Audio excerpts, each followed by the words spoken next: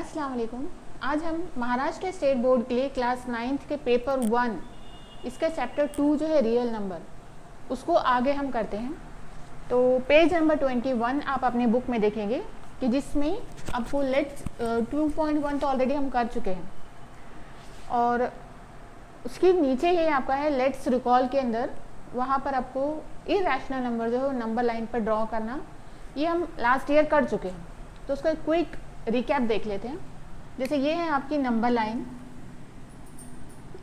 0 और 1 2 3 -1 -2 -3। ओके, तो यहाँ पर अगर आपको कोई भी पॉइंट जैसे पूरा यहाँ पर 1 2 3 दिया, डेसिमल पॉइंट नहीं है, तो उसको प्लॉट करना आप लोगों को ईजी रहता है।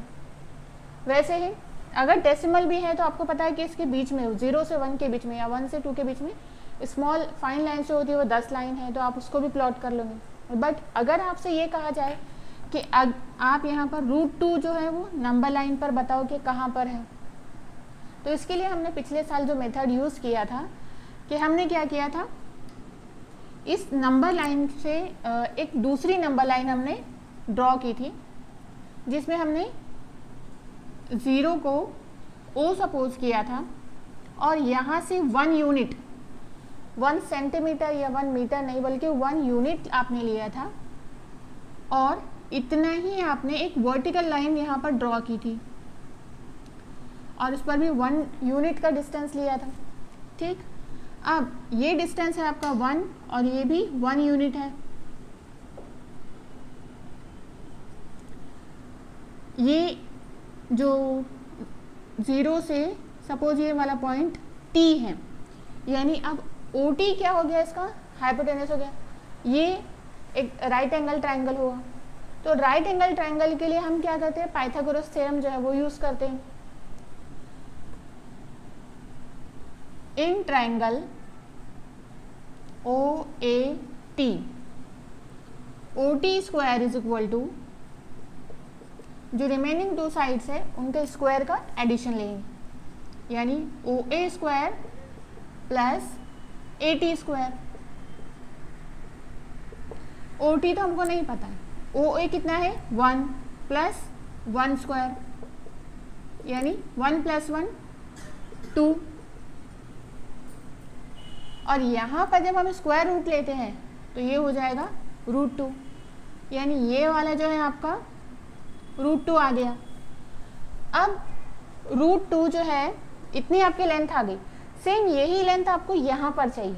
इसके लिए हम क्या करते हैं, हम जानते हैं कि अगर हमने सर्कल ड्रॉ किया है तो सर्कल का जो रेडियस है वो आप कहीं से भी गिनो तो वो एक जैसा ही होता है।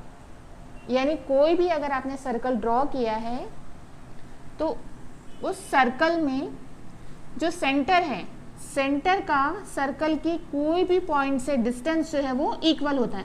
यानी अगर यहाँ पर ये 1.4 है तो आपने इधर लिया, ये भी 1.4 आएगा डिस्टेंस, ये भी 1.4 आएगा, यहाँ भी 1.4 आएगा।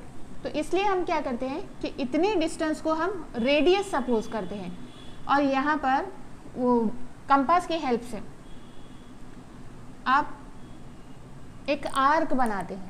दरअसल ये होता सर्कल ही है, लेकिन हमको बाकी वाले पार्ट की ज़रूरत नहीं होती, तो हम आर्क बना लेते हैं। अब ये आर्क जो है जितना डिस्टेंस यहाँ पर था √2, सेम डिस्टेंस आपको यहाँ पर मिल जाएगा और ये डिस्टेंस जिस पॉइंट पर लाइन को कट करता है यानी वहाँ पर √2 आ रहा है, वो जो पॉइंट है नंबर लाइन पर वहाँ पर √2 उसकी वैल्यू है, क्योंकि √2 जो है वो इरेशनल नंबर है और ये इरेशनल नंबर रियल नंबर क्या होते हैं ये आपको आगे अभी आएगा, लेकिन ये हमारा लास्ट ईयर का रिवीजन है। अब सेम फिर यहाँ से अगर हमको √3 फाइंड करना होता है कि नंबर लाइन पर वो कहाँ पर है, तो हम फिर से एक वर्टिकल लाइन ड्रॉ करते हैं और डिस्टेंस हमारा सेम रहता है। ये √2 है यहाँ तक का और इसका 1 यूनिट होता है। अब सेम इसके लिए भी आप वही फॉर्मूला यूज़ करते हैं, पाइथागोरस थ्योरम। अब OA की बजाय ये सपोज B है तो अब हम OB का डिस्टेंस लेते हैं और यहाँ पर फिर हम फिर से दूसरा आर्क ड्रॉ करते हैं। अब वो दूसरा आर्क जो हुआ वो √3 को जाहिर करता है, और √3 यानी कि फिर से अगर आप इसको पाइथागोरस थ्योरम से अगर करना चाहें तो ये वाला पॉइंट T है, यानी triangle OTB। In triangle OTB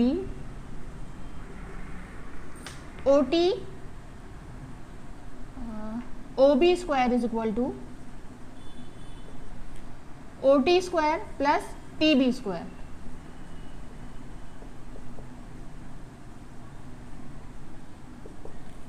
OT कितना है हमारे पास, √2 है, और TB जो है 1 स्क्वायर, यानी ये हो गया 2 + 1 दैट इज 3 आ गया। अब ये है OB स्क्वायर, जैसे ही आप स्क्वायर रूट लेते हैं तो OB हो जाएगा √3, यानी OB जो है ये √3 है, और यहाँ से ही क्योंकि हमने R लिया है इसको रेडियस लेते हुए, इसको रेडियस मानते हुए, तो जहाँ पर ये पॉइंट फॉल हो रहा है वहाँ से ओरिजिन का डिस्टेंस जो है वो √3 होगा। ये तो हो गया हमारा लास्ट ईयर का रिवीजन। आपकी बुक के पेज नंबर 22 में इर्रेशनल और रियल नंबर ये दिया है। दरअसल इर्रेशनल और रैशनल नंबर में जो डिफरेंस है वो यहाँ पर हम समझेंगे, क्योंकि अभी हमने देखा कि नंबर लाइन पर √2 और √3, √5 ऐसे नंबर्स हम कैसे प्लॉट करते हैं। अब दोनों में डिफरेंस क्या है, यानी रैशनल और इरेशनल नंबर में जो डिफरेंस है वो हम देखते हैं। तो सबसे पहला जो आपको उसमें दिया है √2, ये नंबर दिया है कि ये इरेशनल नंबर है, √2 इरेशनल है, लेकिन हमको इसको मैथमेटिकली प्रूफ करना है कि ये इरेशनल है। तो अगर ये इरेशनल है तो हम इसको सपोज करेंगे ये √2, यानी कि यहाँ पर हम जो प्रूफ करेंगे वो कॉन्ट्राडिक्टरी मेथड से करेंगे। कॉन्ट्राडिक्शन मेथड क्या होता है कि हमको पता है ये रैशनल नहीं है, लेकिन हम इसको सपोज करेंगे कि ये रैशनल नंबर है, और रैशनल नंबर को जब हम सपोज करने के बाद उसको पूरा प्रूफ करेंगे, लास्ट में आएगा कि हमने जो सपोज किया था ना वो गलत किया था, यानी वो रैशनल नहीं इरैशनल नंबर है। और ये उस केस में होता है कि जब हमारे पास दो ही ऑप्शन है, तो यहाँ पर हमारे पास ऑप्शन है कि एक नंबर एक तो रैशनल है या इरैशनल है। तो अगर वो इरैशनल है तो उसे साबित करने के लिए हम ये वाला मेथड यूज़ करेंगे कि √2 लेट √2 इज रैशनल नंबर।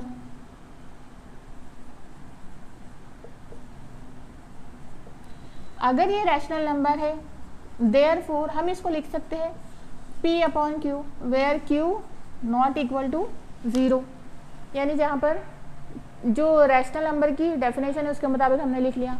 और एंड P और Q जो है वो P/Q is reduced to no common factor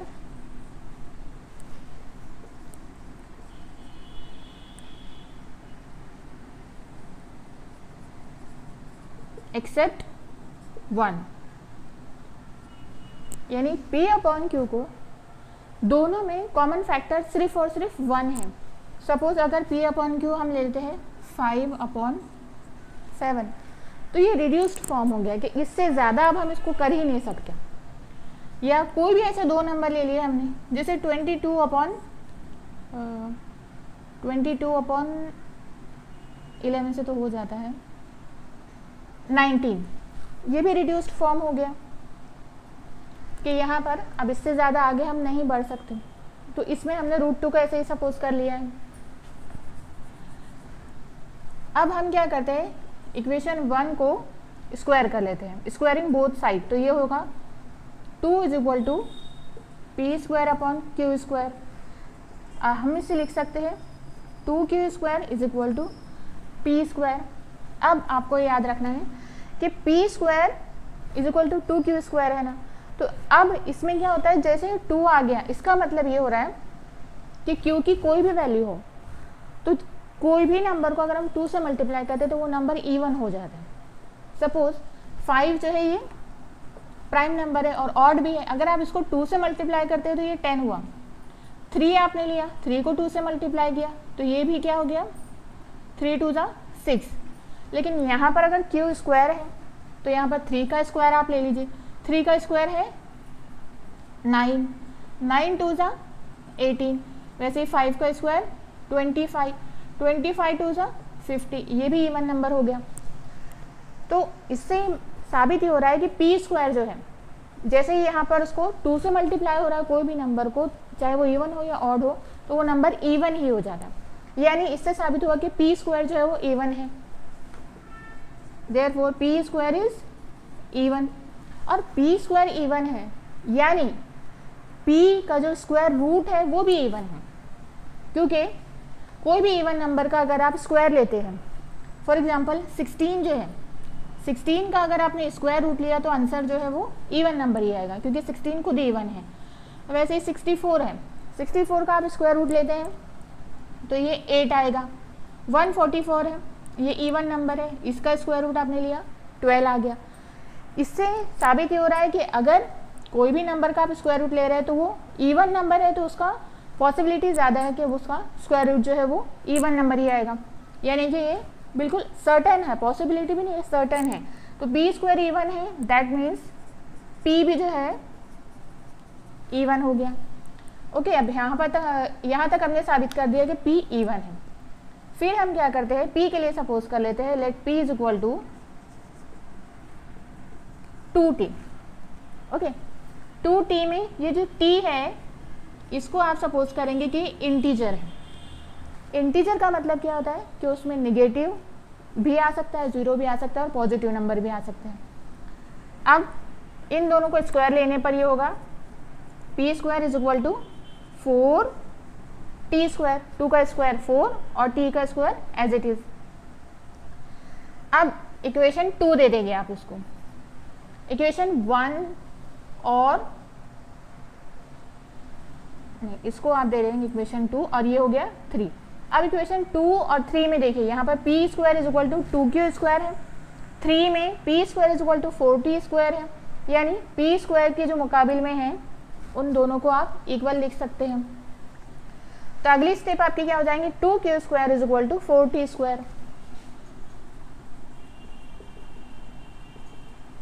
ठीक, अब आपने इसको लिखा q square is equal to 4t square upon 2, 2 1 ज़ा 2, 2 2 ज़ा 4, 2 square is equal to twice t 2 square. अब ये इक्वेशन और इक्वेशन नंबर 2 दोनों भी देखिए आप, दोनों भी बिल्कुल सेम आ गई। जैसे यहाँ पर P square is equal to 2q square था, वैसे ही यहाँ पर q square is equal to 2q square आ गया। यानी q स्क्वायर भी क्या है, is even, therefore q is also even. अब q और p दोनों भी इवन नंबर आ गए। इसका मतलब ये हुआ कि दोनों में कम से कम एक को छोड़ के एक नंबर, दूसरा नंबर एक ऐसा जरूर होगा जो इवन कॉमन फैक्टर होगा। Q भी इवन है और P भी इवन है। जैसे मैंने यहाँ पर एग्जांपल जो आपको दी थी 5/7, 5/7 और दूसरा था आपका 22/19। इसमें क्या था कि दोनों भी ये जो प्राइम नंबर थे या ये ऑड नंबर थे, यहाँ पर एक इवन नंबर है, यहाँ पर दूसरा जो है वो ऑड नंबर है। इसकी वजह से ये डिवीजन हो नहीं पा रहा है, यानी ये अब डिवाइड होगा तो डेसिमल नंबर आएगा। बट यहाँ पर P भी इवन है और Q भी इवन है। अगर हम इसको मिसाल के तौर पे समझें तो 10/4 हो गया। अब ऐसी कंडीशन आ गई तो ये तो डिवाइड हो सकता है। 10 कैन बी रिटर्न एज 2 5 और 4 को आप लिख सकते हैं 2 2 तो ये 5/2, यानी कि हो सकता है कि P/Q इसके फॉर्म में हो। इससे ये साबित हो रहा है कि P और Q जो है वो उसमें कम से कम 1 के अलावा दूसरा नंबर भी है मौजूद जो कि कॉमन फैक्टर है, और ये जो है ये कॉन्ट्रडिक्शन है।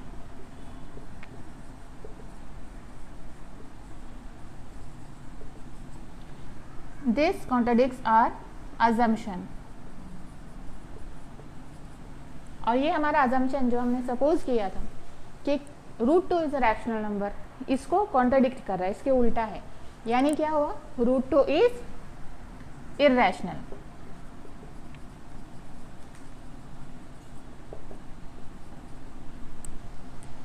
और जैसे हमने अभी √2, √3 और √5 जो हमने लास्ट ईयर देखा है कि उसको आपको नंबर लाइन पे कैसे प्लॉट करना है, तो उससे ये समझ आता है कि वो रैशनल नंबर और इर्रेशनल नंबर ये तो डिफरेंट है ही। उसके अलावा एक चीज़ है कि नंबर लाइन जो है उस पर हर पॉइंट, यानी जैसे इस साल के ईयर जो न्यू चैप्टर था आपका, उसमें आपने लाइन की डेफिनेशन देखी थी कि लाइन जो है ये कलेक्शन ऑफ पॉइंट है, यानी कि एक ही डायरेक्शन में कलेक्शन ऑफ पॉइंट्स जो है वो लाइन होता है। तो उसमें हर पॉइंट जो है वो किसी न किसी नंबर से ज़रूर एसोसिएटेड है, और कोई ना कोई नंबर जो होता है वो इस लाइन से ज़रूर एसोसिएटेड है। इसके अलावा हमको एक चीज़ समझ में आई कि हर real number, every real number may not be rational number. और क्यों रैशनल नंबर नहीं है वो, क्योंकि अभी हमने यहाँ पे √2 में यही चीज़ साबित की है कि ये रियल नंबर जो है, लेकिन ज़रूरी नहीं है कि रैशनल नंबर है। अब रैशनल और इर्रेशनल में क्या डिफरेंस है, ये जैसे हमने पिछली एक्सरसाइज में देखा, रैशनल नंबर को जब आपने डेसिमल फॉर्म में लिखा, तो डेसिमल फॉर्म में लिखने के बाद एक तो टर्मिनेट हो रहा था, जो फॉर्म जो था वो टर्मिनेट हो रहा था, यानी कि डिवीजन वहाँ पर ख़त्म हो रहा था। और दूसरा आपने देखा नॉन टर्मिनेटिंग रिकरिंग, टर्मिनेट नहीं हो रहा था बट एक सर्टेन पॉइंट के बाद वो रिकर हो रहा था। एक तो पॉइंट के बाद कोई 2 नंबर, सिंगल नंबर, 3 नंबर या 5 नंबर्स का जो था, तो वो पूरा रिपीट हो रहा। तो ये रैशनल नंबर के डेसिमल फॉर्म में होता है कि वो पूरा नंबर रिपीट होता है, या फिर टर्मिनेट हो गया तो उसका तो कोई मसला ही नहीं। तो ये 2 फॉर्म्स रैशनल नंबर में हो सकते हैं। लेकिन जहाँ बात आती है इर्रेशनल नंबर की, तो इर्रेशनल नंबर में ये होता है कि उसमें ना वो टर्मिनेट होता है, ख़त्म तो होता ही नहीं है डिवीजन, दूसरी बात रिकर भी नहीं होता, यानी कि कोई नंबर रिपीट नहीं होता। एक कोई फैशन जो है, एक कोई पैटर्न उसके अंदर रिपीट नहीं होता। कोई भी नंबर आ सकता है, बार बार भी आ सकता है, लेकिन वो कब आएगा इसकी कोई गारंटी नहीं है। जैसे रिकरिंग में हमने देखा 2 नंबर, जैसे 2.67 है, तो 67 पे अगर हमने बार लगा दिया तो 67 रिपीट हो रहा है। बट यहाँ पर ऐसा नहीं होता, नॉन टर्मिनेटिंग भी होता है और नॉन रिकरिंग भी होता है। और दूसरी बात ये, अगर आपके पास कोई भी स्क्वायर का नंबर हो, जैसे 144 का स्क्वायर आप लिख सकते हो 12, उसके अलावा 64 का आपने डायरेक्टली बोल दिया ये 8 का स्क्वायर है। अब √2 किसका स्क्वायर है ये आपको नहीं पता, तो अब हम देखेंगे एक न्यू मेथड से स्क्वायर रूट फाइंड करना, और वो भी इर्रेशनल नंबर का। √2 का स्क्वायर रूट जो है कैलसी से फाइंड करना बहुत आसान है, बट यहाँ पर एक थोड़ी ट्रिक है जो आपको यूज़ करना है। बहुत इजी है बट आपको मेथड उसका ध्यान से देख लेना है कि हम √2 का अगर स्क्वायर रूट फाइंड करें तो आपको क्या करना है, सबसे पहले इस तरीके से फिगर बना लेना है। आपकी बुक में जो बना है वो कुछ तिरछा बना है, लेकिन आप ये वाले ऐसे भी फिगर बनाकर इसमें कर सकते हैं कि आपको क्या करना है, यहाँ पे 2 लिख लेना और पॉइंट लगाकर इस तरीके से 0 0 की पेयर बना लेना। क्योंकि इसमें क्या किया जाता है, इस मेथड में हमेशा कोई भी नंबर हो, कितना भी बड़ा हो, उसको इस साइड से पेयर बनाई जाती है उसकी, यानी कि उसके ऊपर बार लगा दिया जाता है। तो राइट साइड से आपको क्या करना है, इस तरीके से उस पर बार लगा देना। अब बार क्या डिनोट करता है कि जैसे हम जो डिवीजन करते हैं ना, उसमें हम 2 नंबर्स, एक नंबर भी नीचे उतार सकते हैं, लेकिन इस मेथड में आपको 2 नंबर नीचे लेना होते हैं। तो यहाँ पर तो 0 है, तो 2 0 को आप नीचे एक साथ लोगे। डिवीजन के टाइम हम एक नंबर को नीचे लेते हैं। अब सबसे पहले इसमें क्या करना है कि जो लास्ट वाला नंबर बचता है, अगर तो यहाँ पर तो ये सिंगल नंबर है, अब आपको देखना है कि इससे करीब या इससे छोटे के अंदर इसमें जो करीब नंबर होता है कोई स्क्वायर नंबर मौजूद है क्या, क्योंकि होगा ही ऐसा नंबर। तो यहाँ पर इसमें स्क्वायर का इससे छोटा 2 तो किसी का स्क्वायर है ही नहीं, इससे छोटा जो नंबर है वो है 1, वो किसी का स्क्वायर है क्या, तो वो है स्क्वायर 1 का ही है। तो जो नंबर 1 जिसका स्क्वायर होता है उस नंबर को हम 3 जगह पर लिखेंगे एक साथ में। यहाँ पर लिखेंगे 1, फिर इधर 1, यहाँ पर भी 1, और इन दोनों का मल्टीप्लिकेशन 1 1 जा 1 यहाँ पर आएगा, यहाँ पर प्लस साइन, इधर माइनस साइन। अब इन दोनों का ऐड करेंगे हम, ये हो गया 2, 2 माइनस 1 1। अब यहाँ पर आपने पॉइंट लगाया या नहीं लगाया चलेगा, बट यहाँ पर लगाना ज़रूरी है क्योंकि ये 2 नंबर से आप नीचे लेने वाले हो। तो अब ये 2 नंबर लिए आपने, तो ये हो गया 100। अब आपको क्या करना है कि ये जो 2 है इसको यहाँ पर जो एक नंबर आप ले रहे हो ना, वो नंबर भी 3 जगह आएगा आपका सेम नंबर। तो यहाँ पर आप जो नंबर ले रहे हो उस नंबर को लिखकर इधर उस नीचे भी उस नंबर को लिखेंगे और मल्टीप्लाई करेंगे। यानी सपोज आपने 2 के बाद लिया यहाँ पर 4, तो यहाँ पर भी आप 4 लिखोगे, ऊपर भी 4 लिखना है, लेकिन एडिशन इनके दरमियान होगा, बट यहाँ पर मल्टीप्लिकेशन होगा। 4 4 जा 16, 1 कैरी, 4 2 जा 8 प्लस 1 9, 96। ठीक, तो ये दरअसल हमने जो 4 ये नंबर लिया है, ये अपनी मर्जी से लेना है आपको नंबर, क्योंकि इसमें ट्रायल एंड एरर होता है, बार बार आपको नंबर सिलेक्ट करना पड़ेंगे। लेकिन ये याद रखना है कि सेम नंबर आपको 3 जगह लिखना है। यहाँ पर भी आपने 4 लिखा, इधर भी 4 और यहाँ भी 4, और ये जो मल्टीप्लिकेशन का आंसर आया आपका 96, वो आप इधर लिखोगे। यानी यहाँ पर नंबर जो आ रहा है, यहाँ जो नंबर है ये इन दोनों नंबर्स का मल्टीप्लिकेशन है। अब इसका आप डिफरेंस लेंगे, सो 100 माइनस 96 क्या होगा 4। अब आप ये 2 ज़ीरोज़ को नीचे लेंगे, अब ये बन गया 400, और इधर इनका एडिशन करना है, 4 + 4 8, और ये है 2। अब 28 फिर से यहाँ पे जैसे हमने 2 के बाजू में 4 लिया था, 28 के बाजू में कोई ऐसा नंबर लेंगे और उसी नंबर से उसको मल्टीप्लाई करना है कि 400 के करीब आपका आ जाए।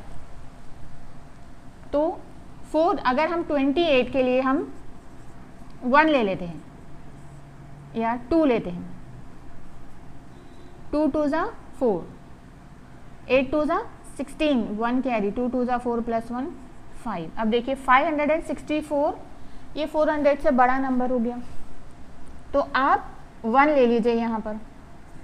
अब 1 लेने की सूरत में क्या होगा, ये 281 हो गया, तो ये 1 फिर 1 और यहाँ पर भी 1 लिखेंगे, इधर होगा एडिशन, और यहाँ पर आएगा 281 जा 281, और यहाँ भी सब्ट्रैक्शन,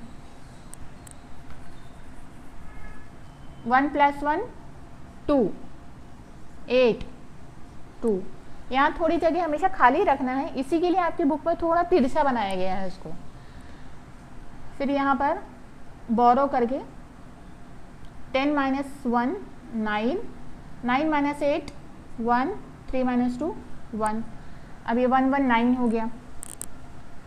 फिर 2 ज़ीरोज़ आप लेंगे। अब यहाँ पर आपको ऐसे नंबर से मल्टीप्लाई करना है कि ये नंबर आपके पास मिल जाए। तो हम लेते हैं 282 मल्टीप्लाइड बाय 2। रैंडम हमने हमारी मर्जी से नंबर सिलेक्ट किया है। 2 2 जा 4, 2 2 जा 4, 2 8 जा 16, 1 कैरी, 2 2 जा 4 + 1 5। तो ये छोटा नंबर है। अब कोई दूसरा नंबर लेते हैं, 4 लेकर देखते हैं। 4 4 जा 16, 1 कैरी, 4 2 जा 8 + 1 9, 4 8 जा 32, 3 कैरी, 4 2 जा 8 + 1 1 1 2 9 6। देखिए यहाँ पर 2 है और इधर 9 है, मतलब यहाँ भी डिफरेंस है। तो 5 लेकर देखते हैं हम, 2 8 2 5, 5 5 जा 25, 2 कैरी, 5 2 जा 10 + 2 12, 1 कैरी, 5 4 जा 5 8 जा 40 + 1 41, 5 2 जा 10, 1 4 125। यानी हमको यही नंबर लेना है 2824 का। तो अब 4 आपको 4 नंबर जगह पर रखना है, ये यहाँ पर, और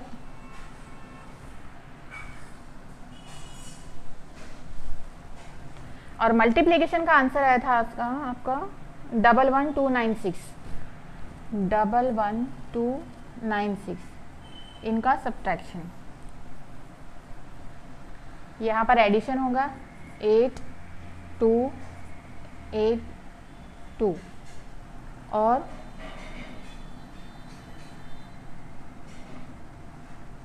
10 - 6 4, यहाँ पर 0, फिर 8 - 2 6 0 0, फिर आप 0 0 की एक पेयर नीचे लेंगे। अगेन आपको क्या करना है कि यहाँ पर एक नंबर फिर से ऐसा लेना है। तो अब हम लेकर देखते हैं 2 28282, 2 2 ज़ा 4, 2 8 ज़ा 16, 2 2 ज़ा 4 + 1 5, 2 8 ज़ा 16 + 1 4 + 5, तो यहाँ 5 6 5 6 4 हो गया। और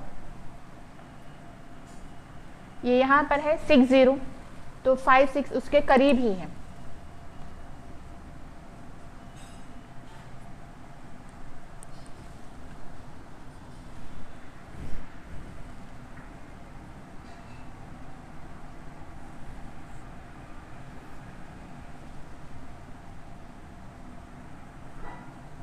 फाइव, ये 10 का आपने 14 13 लिखा, फिर उसको 9 और ये 10 10 माइनस ये 6, 9 - 6 3, 13 - 5 8, 9 - 6 3 और ये 0, 3836। नेक्स्ट यहाँ पर नंबर आ रहा है आपका 48282। अब ये नंबर और 1.4142, इन दोनों नंबर को आप हमेशा देखोगे कि दोनों एग्जैक्टली इसके हाफ हो गए। यानी यहाँ पर जैसे 2 है तो 1 उसका हाफ, 4 का 8 का हाफ 4, फिर 2 का हाफ 1, 8 का हाफ 4 और यहाँ पर 4 का हाफ 2। तो अगर आपने इस नंबर को डिवाइड किया 2 से तो ये नंबर आपको मिल जाएगा। जब ऐसी कंडीशन हो तब आपको समझना है कि आपका आंसर जो है करेक्ट है।